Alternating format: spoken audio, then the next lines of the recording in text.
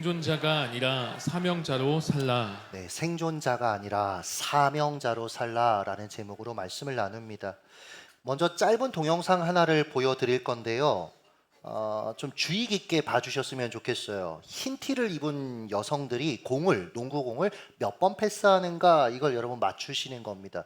눈을 이렇게 크게 뜨고 흰 티 입은 여성들입니다. 공을 몇 번 패스하는지 한번 보겠습니다.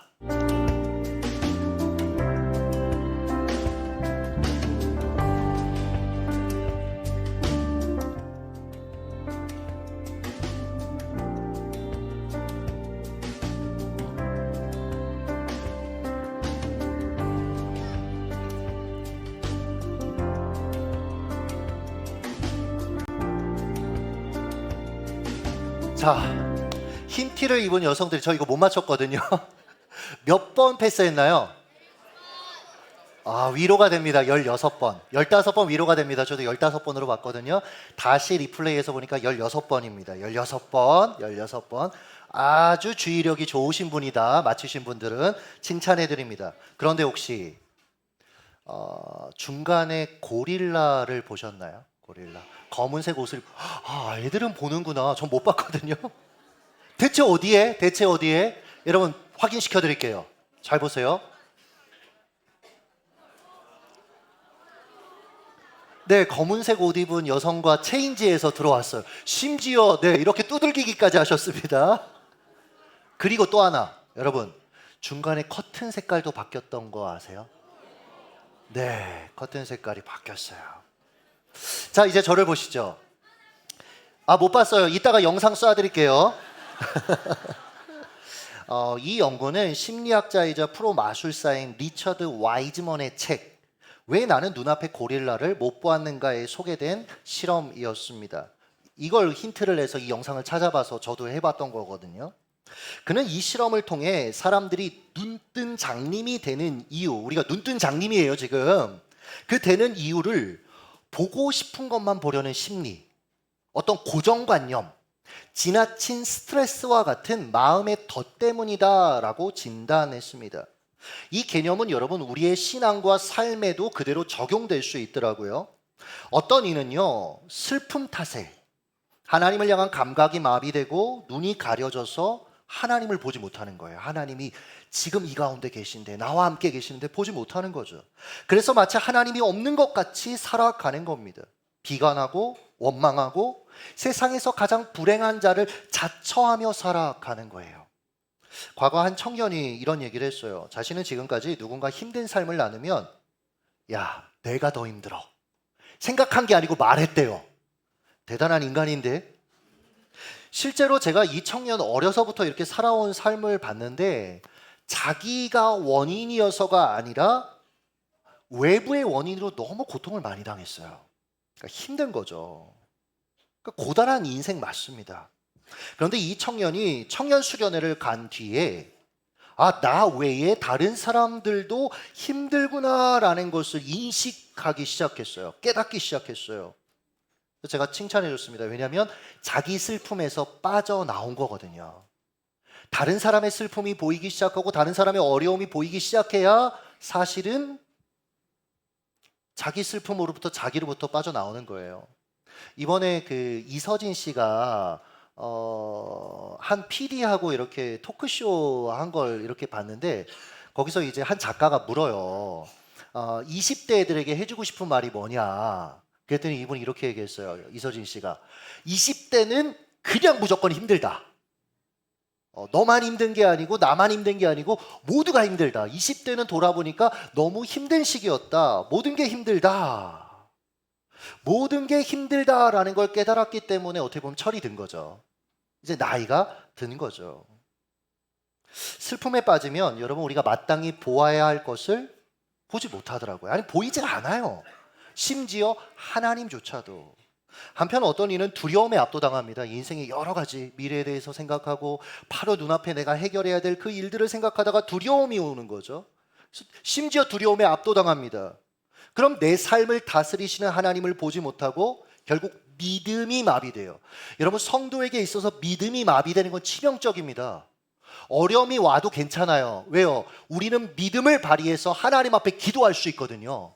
오히려 그렇게 기도하며 나아가는 삶을 통해서 하나님의 역사들이 삶 가운데 주어지기 때문에 하나님을 만나는 경험이 되거든요. 성숙의 계기가 될 수 있거든요. 그런데 믿음이 마비되는 거예요. 그럼 기도하지 않습니다, 여러분들. 그냥 세상 사람들처럼 그냥 그렇게 살아. 왜요? 세상 사람들도 뭐 기도하지 않고 하나님 없이 살아도 다 잘 사네. 이렇게 자기 합리화하면서 결국 그렇게 살게 되는 거예요. 이사야도 그랬습니다. 이사야 6장 1절을 보시면 우시야 왕이 죽던 해라고 이 스토리가 시작이 됩니다. 왕 하나 죽은 거 가지고 두려움에 빠질 필요가 있을까 싶으시겠지만 당시 유다 백성들에게는 우시야, 이 사람은 그냥 단순한 왕이 아니었습니다. 우리가 생각했을 때 굉장히 위대한 위인, 그 정도 급을 생각하시면 돼요. 그는 남유다의 11대 왕이었습니다. 무려 52년간 나라를 평탄하게 다스렸어요. 그래서 솔로몬 시대와 버금가는 국력을 나라가 갖추도록 그렇게 한 인물입니다. 유다는 그 덕분에 경제적으로 군사적으로 강대국으로 자리매김했어요. 백성들은 적의 침입으로부터 안전할 수 있었습니다. 그런데 그 우시야가 죽었어요. 게다가 이 우시야가 이사야 입장에서 보면 자기 사촌이었습니다. 여러분, 사촌이 왕이었다고 생각해 보세요. 그러니까 어떤 경제적인 그리고 정치적인 후견자였단 말이에요. 내 삶에 있어서 없어져서는 안 될 존재였다라는 거죠. 그런데 그가 한순간 죽은 겁니다. 사라진 겁니다. 비극은 여러분 늘 겹쳐오잖아요.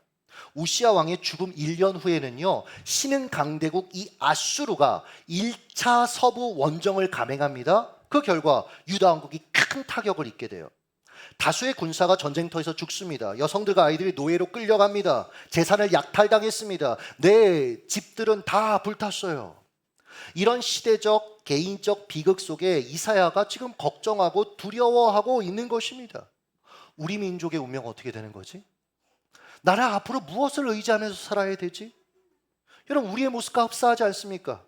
우리 역시 시시각각 바뀌는 상황에 과도하게 집착하고 민감하게 반응하고 스트레스를 받거나 걱정하며 살아갑니다. 미국과 중국의 대결, 일본과 북한의 움직임, 그것에 관한 뉴스들이 우리나라는 계속해서 쏟아지고 있어요. 그래서 우리도 불안해합니다. 국가의 부동산 정책, 금리 정책, 내게 어떻게 영향을 미칠지 촉각을 또 곤두세웁니다. 왜냐하면 이런 상황은 내 삶에 직격탄을 줄 수 있기 때문에 그런 거예요. 그러나 우리가 이러한 상황에 그러함에도 불구하고 압도당하면 여전히 그 상황 가운데 계시는 나와 함께 계시는 하나님, 역사의 주관자 하나님을 보지 못하게 될 수 있다는 것을 꼭 말씀드리고 싶어요. 그럼 여러분, 믿음이 마비됩니다. 소망을 잃고 사명을 잃어버리는 거죠. 그냥 생존만을 위해서 살게 되는 거예요. 이사야도 그랬습니다. 그런데 이런 이사야를 향해서 하나님의 처방이 굉장히 독특해요. 1절을 여러분 한번 읽겠습니다. 시작. 우시야 왕이 죽던 해에 내가 본즉 주께서 높이 들린 보좌에 앉으셨는데 주께서 높이 들린 보좌에 앉으셨는데, 아니 지금 이사야에게 필요한 건 안전보장 아닙니까? 이사야, 내가 널 책임질 테니까 두려워하지 마. 내가 널 도와줄 테니까 걱정하지 마. 그런데 하나님은 이런 말을 안 하시고 자신의 보좌를 보여주셨다. 하나님이 이렇게 말씀하시는 겁니다. 이사야야, 내가 그렇게 의지하던 우시아의 왕자는 지금 비어있지? 하지만 내 보좌는 건재해. 우시아의 통치는 끝났지? 하지만 내 통치는 영원하단다. 하나님은 문제를 제거해 주심으로써가 아니라 하나님이 온 세상의 통치자이심을 드러냄으로써 이사야의 두려움을 진정시키고 계신 것이죠. 사실 우리가 두려워하는 근본적인 이유가 무엇입니까? 내가 모든 것을 통제할 수 없기 때문에 그래요. 내가 모든 걸 통제할 수 있는 힘이 있다면 여러분 두려워할 필요가 없는 겁니다. 경제적인 상황, 내 미래와 진로, 배우자, 자녀, 부모, 어느 것 하나 우리가 원하는 대로 움직일 수가 없는 겁니다. 그래서 염려하고 두려움에 휩싸이는 거예요. 그러나 기억하십시오. 우리는 내 삶과 주변, 나아가 온 세상을 다스릴 수 없어요. 하지만 하나님은 온 세상을 다스리십니다. 우리는 내 삶을 통제할 수 없지만 온 세상을 다스리시는 하나님께 내 삶을 믿음으로 맡길 수는 있는 겁니다. 1905년도에 우리 민족이 일본에게 나라의 외교권, 군사권을 빼앗기는 충격적인 일이 있었죠. 여러분, 이게 이 시대에 있었다면 이건 여러분 우리가 어떤 마음을 품게 됐을까요? 당시 이 소식을 접했던 사람들은 절망했다고 합니다. 어떤 사람은 심지어 자결했어요. 이 상황을 받아들이지 못하고. 어떤 사람은 정치 잘못한 기득권 세력들을 욕했을 겁니다. 어떤 사람은 자포자기하며 술만 마셔댔겠죠. 즉 온 나라가 절망에 휩싸였습니다. 그런 분위기예요. 그때 하나님께서 이 민족에게 임하셨습니다. 1907년 평양 대부흥이라는 독특한 방식으로 역사하셨습니다. 평양 대부흥의 핵심이 무엇입니까? 하나님께 여전히 나의 하나님, 여전히 이 민족의 하나님, 여전히 살아계신 그 하나님의 임재 앞에 자신의 죄를 깨닫고 회개하고 시대적 상황이 아니라 하나님의 통치하심에 우리의 눈을, 우리의 시선을 맞추게 된 사건 아닙니까?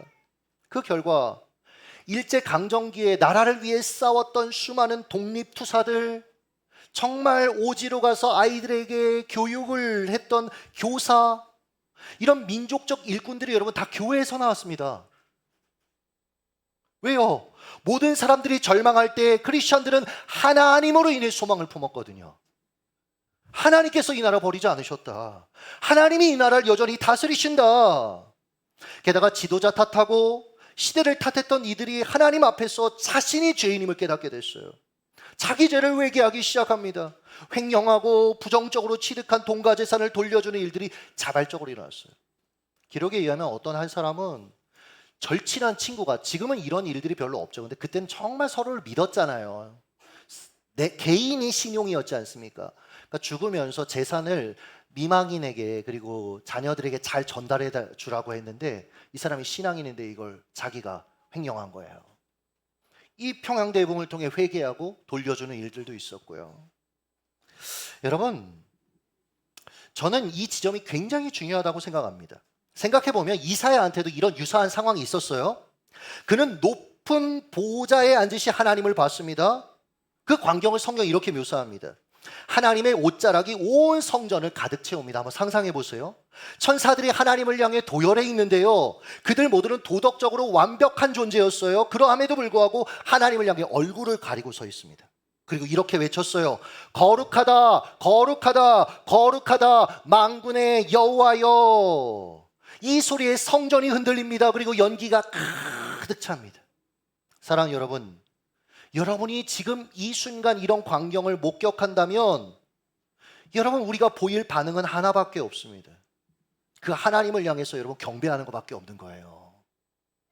내 존재에 무엇을 가지고 하나님께 여러분 우리가 자랑하며 나아가겠습니까? 여러분, 그렇게 할 수 없는 거예요. 그래서 여러분 5절 한번 읽겠습니다. 본문 5절 같이 한번 읽습니다. 시작. 그때 내가 말하되 화로다 나여 망하게 되었도다. 나는 입술이 부정한 사람이요 나는 입술이 부정한 백성 중에 거주하면서 만군의 여호와이신 왕을 베었음이로다 하였더라. 아멘. 여러분 생각해 보세요. 이사야가 겪은 일련의 사건들이 주는 심리적, 현실적 무게는 상상 이상이었을 겁니다. 하지만 이런 상황이 주는 무게보다 하나님의 거룩하심을 직면하고 하나님이 어떤 존재인지가 내 앞에 명확하게 보이는 그때 느껴지는 심리적인 충격들, 그 무게들, 이건 여러분 내가 그냥 상황에 압도당했던 그런 무게와 비교할 바가 안 됐던 거예요. 그는 하나님의 거룩하심 앞에 완전히 무너져 내립니다. 한편 하나님은 그에게 아야, 네가 뭐 굳이 이렇게까지 화로다 나는 망하게 되었도다, 네가 그렇게 막 조아릴 필요가 있니? 이런 식으로 말씀하지 않으셨어요. 그냥 내버려 두셨습니다. 왜요? 죄인인 인간이 거룩하신 하나님을 직면할 때 나오는 당연한 반응이기 때문에 그래요. 여러분, 앞서 묘사했던 것처럼 도덕적으로 완벽했던 천사들조차 하나님을 향해 얼굴을 가렸다라는 것 기억하셨으면 좋겠습니다. 얼굴을 가린다는 게 무슨 의미입니까? 자신의 부족함을 느낄 때 반사적으로 나오는 반응이에요. 정말 완벽한 나보다 괜찮은 존재 앞에서 내가 얼마나 부족한지, 한없이 부족한지를 깨달을 때 그렇게 내 얼굴을 가리게 되는 것입니다. 하나님의 거룩하심 앞에 섰더니 자신이 지금까지 완벽하다고 내세웠던 그 도덕성이 더러운 옷과 같이 느껴졌던 거예요. 그래서 이사야가 말했죠. 화로다 나여 망하게 되었도다. 여러분, 이렇게 비통해했던 핵심, 근데 그것이 무엇입니까? 5절 보시면 입술이 부정하다. 입술이 부정하다. 이사야는 선지자였습니다. 즉 그가 선지자로서 역할을 감당하는 데 중요한 도구가 뭐예요, 여러분? 입입니다. 입을 통해서 하나님의 말씀도 전하고, 그는 입에서 나오는 그 말을 사람들이 듣고 반응하는 그런 역할을 했던 사람입니다. 그를 존경하기도 하고 사랑하기도 했던 역할이 입술에서 나오는 말이었어요. 그에게 입술은 삶의 가장 강력한 기초였습니다. 그런데 자신의 입술이 부정하다고 혐오했다. 이는 학자가 자신의 지성을, 사업가가 자신의 사업 능력을 혐오한 것과 같습니다. 즉 자신의 삶의 가장 강력한 기초로 삼았던 것들이, 그래서 그게 내게 영광도 줬고 성공도 줬고 자랑이 되는, 때로는 내 자존감, 아니 나라는 존재를 인식하고 확인시켜 주었던 그것들이 하나님 앞에 서보니까 아무것도 아니었던 거예요. 지난주에 두란노 출판사로부터 이제 올 가을에 책을 출간하자는 전화를 받았습니다. 여러분은 어떻게 들으실지 모르겠지만 저는 굉장히 마음 졸였어요. 왜냐하면 초고를 보내고 나서 책이 만약에 안 좋으면요, 반려되고 못 내는 경우가 있다라는 얘기를 최근에 들었어요. 그래서 제가 굉장히 두렵고 떨림으로 시간을 보냈습니다. 한 3주 연락이 안 오는 거예요. 그래서 어떻게 해야 되나 어떻게 하나. 근데 결국은 이제 모든 것들을 다 검토한 뒤에 이런 얘기를 해주셨어요. 초고를 읽은 팀원들 모두가 감동했다. 별로 감동을 안 하시네요. 그러니까 초고에 대한 좋은 피드백들을 한 10분 이상 받았습니다. 그러니까 고칠 것에 대한 얘기를 아예 듣지 않았어요. 사실 여러분, 지난 1년 동안 제가 이런 생각 정말 많이 했어요. 나는 글 쓰는 실력이 형편없는 사람이야. 나 같은 사람이 왜 이거 한다고 해가지고 이거 나와도 문제야, 막 이런 정말 마음으로 또 기도하고 또 기도하면서 사실은 정말 애쓰면서 썼던 거거든요. 그런데 이 출판사 부장님이 계속해서 한 10분 동안 제 책에 대해서 좋은 평가들 팀원들에게 받았던 것들을 피드백 해주는데, 잃어버렸던 1년 동안 힘들었던 제 자존감이 이렇게 세워지는 그런 느낌이 들어서 제가 그랬어요. 그 국장님한테, 제가 이렇게 칭찬을 듣는데 마치 어릴 때 엄마가, 선생님이 저 칭찬해 줬을 때 그 막 기쁜 그 마음이 제 안에 든다, 제가 이렇게까지 얘기했어요. 그런데 다음 날이었습니다. 미국에서 사역 중인 동기 형과 긴 시간 통화하게 됐어요. 별로 친하지도 않았고 통화도 한 번도 안 했었는데, 근데 갑자기 보이스톡이 와서 통화를 하게 됐습니다. 이 형은 정말 탁월한 학자입니다. 탁월하다라고밖에 말할 수 없어요. 제가 어떤 개인 프라이버시 때문에 이분에 대해서 다 얘기할 수는 없지만, 정말 탁월한 시중에 다니는 책을 사실 이 형이 썼는데 다른 분들이 본인 책으로 내고 이런 일들도 있었어요.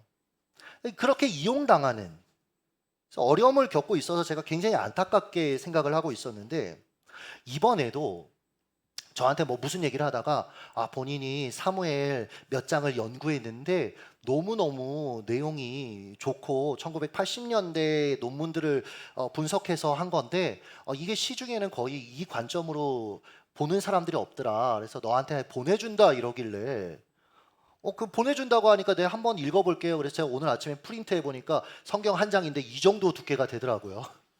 근데 그러면서 저한테 얘기하는 거, 부탁하는 거예요. 근데 이거 너만 봤으면 좋겠어. 그래서 제가 왜 그러냐라고 물었더니, 얼마 전에도, 몇 년 전에도 자기가 쓴 글을 한 친구, 동기는 아닌데 친구한테 보냈는데 이 친구가 이걸 가지고 책을 낸 거예요.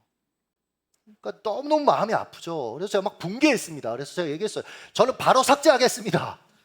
프린트해서 그냥 보고 그냥 바로 삭제해. 그래서 삭제했거든요. 근데 이 분이 이렇게 얘기해요. 너가 이거를 다른 사람한테 공유하지 않았으면 좋겠어 라고 하면서 그 이유를 이렇게 얘기하더라고요. 나 때문에 그 친구가 죄 지은 것 같아서 너무 마음이 아파.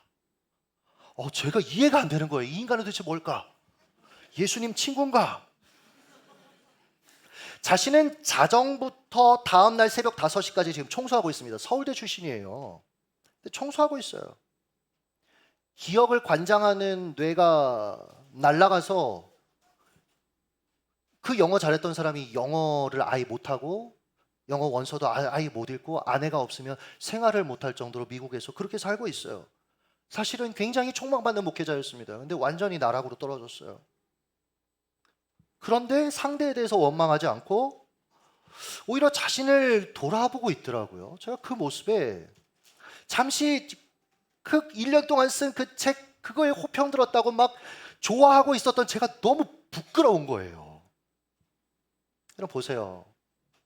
나보다 더 귀한 한 사람만 만나도 내가 그동안 품었던 생각, 내세웠던 자랑이 누더기처럼 느껴지고 부끄러워지는데 하물며 거룩 자체이신 하나님 앞에 인간이 선다? 그럼 이사야처럼 고백할 수밖에 없는 겁니다. 화로다 나여 망하게 되었도다. 이건 여러분 하나님을 직면한 사람의 정직한 반응이죠.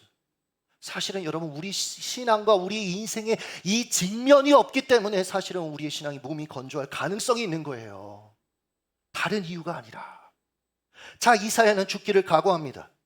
그런 이사야를 향해 하나님이 어떻게 하셨습니까? 천사를 통해 불타는 숯을 들고 그에게 다가갑니다. 그리고 그 불결한 입술에 그 숯을 댑니다. 하나님의 맹렬한 불이 이사야의 죄를 태워버린 거예요. 그를 정결케 한 겁니다. 이사야 6장 7절입니다. 읽습니다. 시작. 그것을 내 입술에 대며 이르되 보라 이것이 내 입에 닿았으니 내 악이 제하여졌고 내 죄가 사하여졌느니라 하더라. 아멘. 여러분 보십시오. 우리는 나 스스로 내 죄의 문제를 해결할 수가 없습니다. 이사야에게 하나님의 불타는 숯불이 필요했듯 우리도 내 내부가 아닌 외부에서 내 죄의 문제를 해결해 줘야 된다는 그림인 거예요. 이 일을 위해 예수께서 사람이 되어 이 땅에 오신 것입니다. 죄 없으신 하나님의 아들이 우리의 죄를 대신해 십자가에서 죽으심으로 우리의 죄의 문제를 해결해 주신 것입니다. 그 결과 우리는 하나님의 백성이 되었습니다. 거룩한 하나님 나라의 백성이 되었습니다. 그래서 이제 삶의 의미가 달라지고 방향이 달라지는 거예요. 더는 생존을 위해 살지 않는 겁니다. 경쟁에서 이기기 위해 살지 않는 겁니다. 두려움을 자원 삼아서 열심을 부리지 않아요. 이사야도 그랬어요. 8절 같이 한번 읽습니다. 시작. 내가 또 주의 목소리를 들으니 주께서 이르시되 내가 누구를 보내며 누가 우리를 위하여 갈고 하시니 그때 내가 이르되 내가 여기 있나이다 나를 보내소서. 할렐루야. 그럼 외친 겁니다. 제가 사명 감당할게요 하나님. 이 막막한 지금 나라가 어떻게 될지 모르는 이 상황 속에서 다들 자기 살 궁리하고 있고 이사야도 그랬을 터인데 하나님이 자신을 부르셨다는, 자신을 구원하셨다는, 자기의 죄 문제를 해결하셨다는 그 하나님은 온 세상에 통치하는 걸 깨닫게 되니까 그 하나님의 백성으로서 제가 감당하겠습니다. 여러분, 여러분이 존경하는 사람들이 딱 여러분 앞에 나타나서 지금 여러분한테 어떤 미션을 주는 거예요. 이 일이 있는데 누가 했으면 좋겠어요? 어떻게 하시겠습니까? 제가 하겠습니다. 그렇게 내게 기회가 주어지는 건 영광이라고 생각하며 그 일을 하겠다고 나설 것입니다. 마찬가지입니다, 여러분. 이 시대에 부족한 건 환경은 아닌 것 같아요. 그러니까 여건이 아닌 것 같다고요. 정말 이 시대에 부족한 건 하나님이 어떤 분인지를 하나님의 그 임재 앞에서 직면하지 못하는 우리의 영성이 아닌가라는 생각을 합니다. 하나님 앞에 내가 어떤 존재인지, 그러함에도 불구하고 어떤 사랑을 받았는지 이 분명한 복음의 의식이 희미해져서 더 이상 사명자로 살려고 하지 않는 거예요. 여러분, 우리가 구원받을 때 하나님은 우리를 다 사명자로 부르셨습니다. 땅끝까지 이르러 내 증인이 되라고 삶의 자리에서 예배자가 되고 복음 전파자가 되고 이 땅에서 하나님의 가치와 하나님의 뜻을, 하나님의 나라를 이루라고 우리 모두를 사명자로 부르셨습니다. 그런데 사명자로 살려고 하지 않아요. 그게 얼마나 영광스러운 것인지 우리가 인식하지 못하기 때문이죠. 그래서 자꾸 생존자로 살려고 하는 겁니다. 사명의식이 없잖아요. 조금 어려움 오면 낙심하고 포기합니다. 다른 길을 모색합니다. 늘 기웃거리는 인생을 사는 거죠. 이 시간 저는 저와 여러분이 생존자가 아니라 사명자로 다시 헌신했으면 좋겠습니다. 특별히 이후에 우리가 진행할 이 성찬식을 통해서 여러분에게 주어질 빵과 포도주가 여러분의 입술에 닿을 때에 이사야가 경험한 그 불타는 숯을 경험하셨으면 좋겠습니다. 날 구원하신 예수 그리스도의 은혜를 재확인하셨으면 좋겠습니다. 이제 성찬 예식을 진행하겠습니다. 잠시 기도하겠습니다.